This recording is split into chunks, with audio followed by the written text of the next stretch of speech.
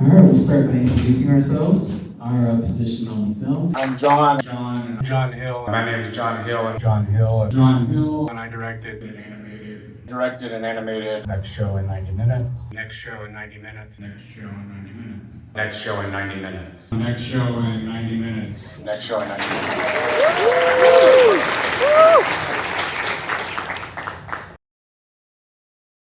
What was y'all's inspiration behind your films? I've been avoiding this question, actually. People have been asking during the festival, Graham, what's your film about? What inspired you? Yeah, there's a lot of things that inspired the film. Basically the last 10 years, I guess. Okay, so there's a lot of doom and gloom in these. Is that just something you came up with as you're coming to the story? You're like, I just want to do something dark. Or is this just the way you view the world? And you want us to feel what you feel? And go. I like horror, or a particular type of horror, I guess. My background is in television animation, mainly for children. My background is primarily in children's media, so like Sesame Street, Sesame Street and children's media. children's cartoons. Type stuff. And then like some adult animation, adult swim type things. But it's also about my mom, her love of the national parks. I love the national parks. My mom was a park ranger. She loved horror. John Carpenter's The Thing, and She loved zombie film. Dan O'Bannon's Return of the Living Dead, which is my mom's favorite zombie film. I don't know, I guess it's kind of about COVID. It was inspired by COVID, it was inspired by the death of my mom. My mom died, my cousin died, my best friend died just before and then during the pandemic, and then close to 4 million Americans died, and so it's just about death. So, yeah, I mean, I tell people it's a pandemic film. That's what it's about.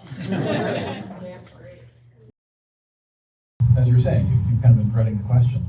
Do you see your film as kind of a way to avoid answering the question? That's something that speaks for itself. No, I don't know if it speaks for itself. That's beyond my purview to say. It's not necessarily about avoiding the question. I'm far more fascinated with what the audience has and a very kind of death of the author kind of a feeling. I really loved the ending for your movie with Blizzard in the mask. What did that represent? Like he's just staring into no, it was a geyser. Yeah, the geyser. Yeah. There we go. What did it represent?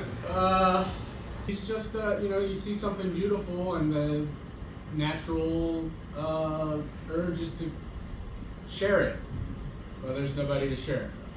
Definitely are very aware of like environmental damage and loss of ecosystem and things like that.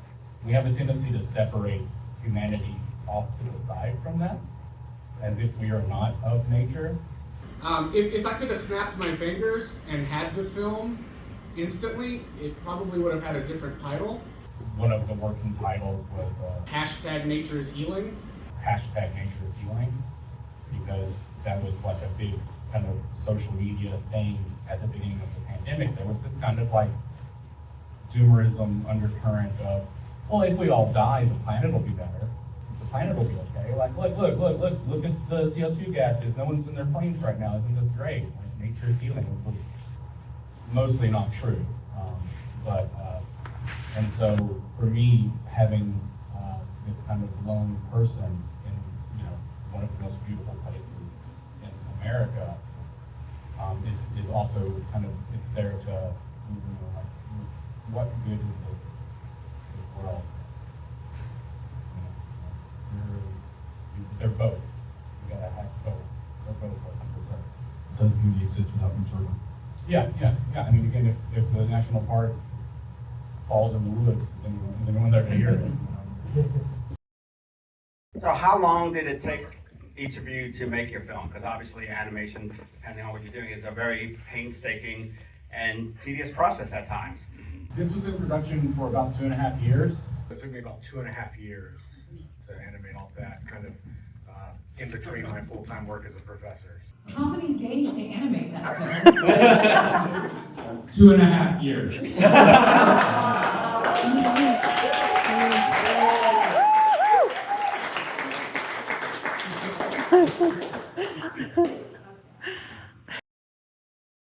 was the biggest challenge? Head banging against the wall, hardest part of bringing people in. Just kind of getting all the footage, because I did it kind of all by myself. Drawing all of it. This was all me. Everything that moves, I drew, all the backgrounds I painted, so it was all kind of by myself. My wife colored, I want to say 10 shots. Like I taught her how to use the software just because it was taking so long. It's also about me working by myself because I didn't want to work with anyone else. So there you go.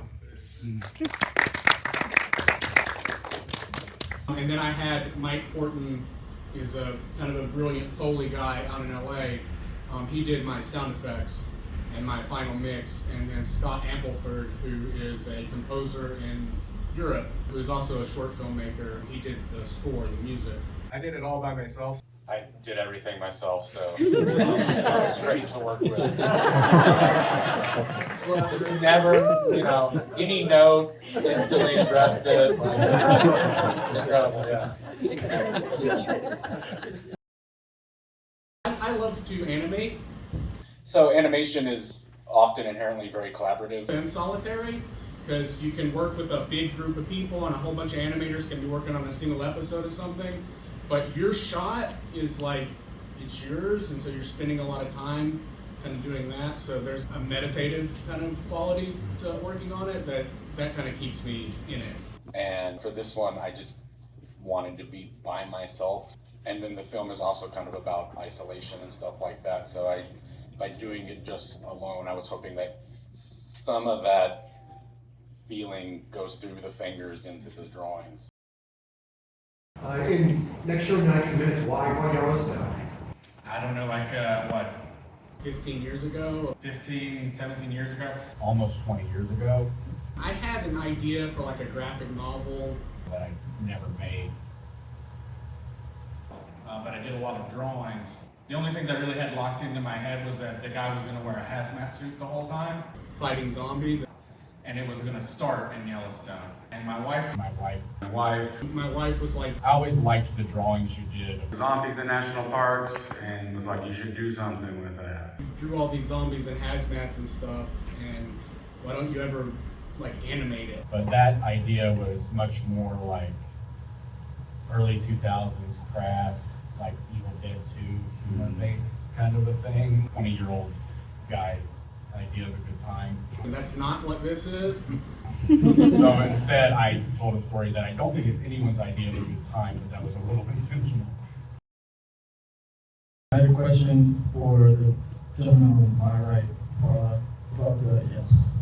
It's called Next Shows in 90 Minutes, right? I wanted to know how you came up with the name for that, because it just... Yeah, no. It's a very cool name. The working title, when I was making it, all my files are named Faithful, because it ends in Old Faithful Geyser, but I knew from the start that wasn't going to be the title, because the word has, people hear the word faithful and they feel hopeful. It's an uplifting kind of a word, and that wasn't what I was trying to do. And then for a very brief amount of time, the title was Leave Only Footprints, which is part of the National Park slogan, take only memories, leave only footprints. You're not supposed to remove things from the national parks when you're in there. But a very just cursory Google search found that there were a ton of short films and even a couple of feature films set in national parks that are already titled that. And a decent chunk of them are like murder mysteries or horror films. So I was like, well, nope. And so what happened was I went to my wife and said, you have to help me figure this out. And we went through the dictionary and we went through like Google searches and we went through all these things, like looking at the science behind geysers and mud pots and trying to find like a word or a phrase that worked. On average, historically, Old Faithful erupts every 92 minutes. And 90 just sounds better than 92. So I rounded down. I just wanted to know how you will approach telling a narrative without having necessarily spoken characters and things like that. You know? For me, I like the challenge of not having anyone say anything, no exposition, no explanation. it does cut out the necessity of having to find the right voice actors in the casting process. Specifically with this film, he didn't have anybody to talk to, so I didn't, it didn't feel like it was a necessity for him to speak. But also, I just didn't want anything to break that feeling of loneliness. Even talking to himself, this is a horrible example, but like Gollum talks to itself. He never feels alone. There's two personalities there. So I just didn't want anything to kind of break that. I had a great sound designer and Foley guy named Mike Horton who did just incredible work with the sound effects. And initially, I didn't want a score. There was going to be no music, and there was just going to be kind of like a high-pitched sound at a very low volume that just slowly grows until the end. But then I thought that would possibly be too miserable. There's still an element of it in there, but I found a composer named Scott Ampleford, who is also a short filmmaker, who was incredible. But speaking of dialogue, he initially did a rough track where towards the end, as we're kind of approaching and interacting with the geyser, there was a choral element. So there were human voices kind of singing. And unfortunately, I made him take it all out because just having those voices in the background made the tone shift into kind of a more like hopeful, reverent kind of thing that was not what I was trying to indicate. So it was incredibly intentional to avoid voices with mine. But also, as an animator, I think it's fun to try to do something that's purely visual, although their work on the sound effects of the score absolutely. Yeah, I love the art style of the 90 minutes.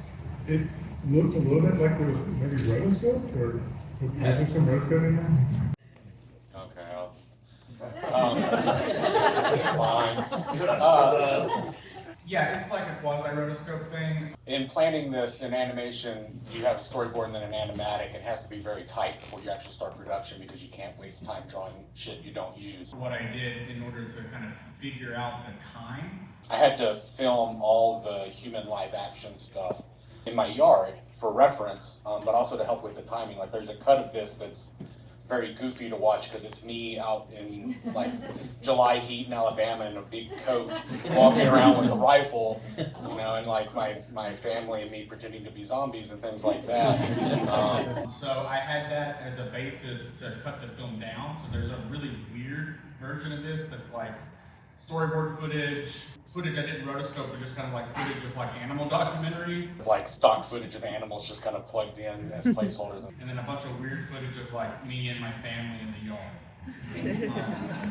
And it's not full rotoscope, but what I did use it for was like to just kind of figure out the keyframes, and then I did all the breakdowns and the in-betweening, regular style. The long shots, like especially in the last minute, it was very paced, and we were just really able to pay attention to him walking across the screen and the mist kind of shooting up in the air, and I just wanted to know how the attention to detail went. The pacing of the shots, a lot of the framing, I was trying to emulate nature documentaries, especially contemporary nature documentaries. So there's a lot of like held shots. If there is like a zoom or something, it's generally a cut, and the shots are kind of still as if to make the audience feel like they're observing something, but they're not necessarily involved. And then there's some intentional shots where you are supposed to feel more involved. And specifically the last shot at the end where you're just watching the geyser and he just leaves. It was important to me to just just animate a simple walk cycle and just see how long it takes to get off screen. Knew I wanted to show that much, but I wanted it to feel like he was leaving you alone. So you can keep watching the geyser, but now it's just, so that was kind of the intentionality behind that. The last shot of the movie, when you do like a lot of filmmakers do in camera rolling, but you cannot do that with animation camera rolling. You have to draw all this. Sure. But did you use like a loop of the geyser for doing that? That's like a series of like 6 different loops at alternating timing so it doesn't get too repetitive. From just the rolling smoke in the first wide shot to the eruption that is a continuous eruption, I think I probably spent, what, 2 months animating just the geyser. 3 or 4 times I attempted that shot, I got a lot animated and then ended up just kind of throwing it away. And I had to reanimate it a couple times, especially the rolling smoke, because it was moving too fast and it looked very kind of cartoony and Looney Tunes like, and didn't really have that nature documentary kind of realism vibe that I was going for. And I animated it. I saved it for last because I love doing effects animation, like the mud and the blood and the bubbling stuff. Like that's fun for me. And I saved it for last thinking this will be a joy and a treat. And it wasn't. It was like I thought it was going to be, but then I animated it through once and I was like, this looks like dog shit.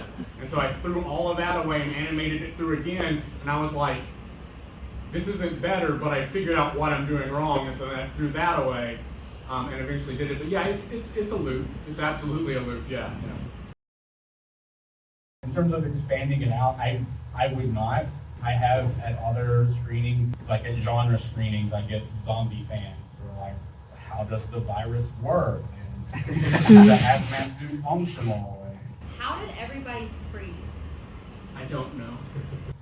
Where are all the other people? Is there anyone else alive? And those kind of questions. But in terms of like, do I know how the zombie apocalypse happened and where is everybody? Like there are probably answers in my head, but I tried really hard not to put any of that into the film. One, because I wanted people to ask questions and think, but 2, that wasn't important to me. So. This is what it is. I guess if there are no other questions from the audience, I always like to close by asking each of the panelists, what did we miss? Was there a question that you wish you'd been asked? There is a question that my students asked when they saw it that no one has ever asked at a screening, which is what is his relationship to the park ranger? Is somebody significant to our main character, or is he like more mourning like the loss of humanity and civilization? And this is like my 4th or 5th screening. You're the first person that's asked that in a Q&A, so I really appreciate that. The park ranger on the bench that he brushes the snow off, he doesn't know her. They're just there. They're just kind of there. I know her.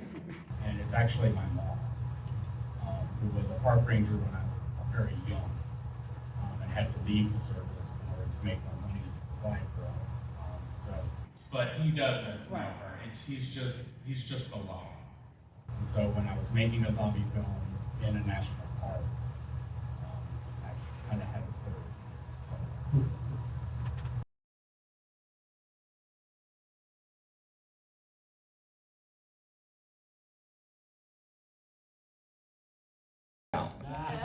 So, many years ago, was in grad school and I was working on this film and I was really excited about it, and by the time I was done with it, I hated it. But I got a lot of feedback from the professors at that particular place, really kind of pushing set up and pay off, set up and pay off, set up and pay off. Very kind of Pixar way, tell a story. And I didn't want to do that. I wanted to do a stupid Tom and Jerry cartoon where things just hit each other and it was funny. And I really got kind of pushed to not do that. And for reasons. It's not terrible advice. But that's just Chekhov's gun. I was just that's just a middle finger. So I was like, no, I'm going to put a gun in there so that maybe someone will notice, that, oh, you got a gun, but it doesn't go off. But also zombie films, especially the really contemporary ones, are action movies, where it's all about just mowing them down with machine guns and stuff like that. And so part of this was what if we thought about how unfun it would be? So yeah, thank you. That's a great question.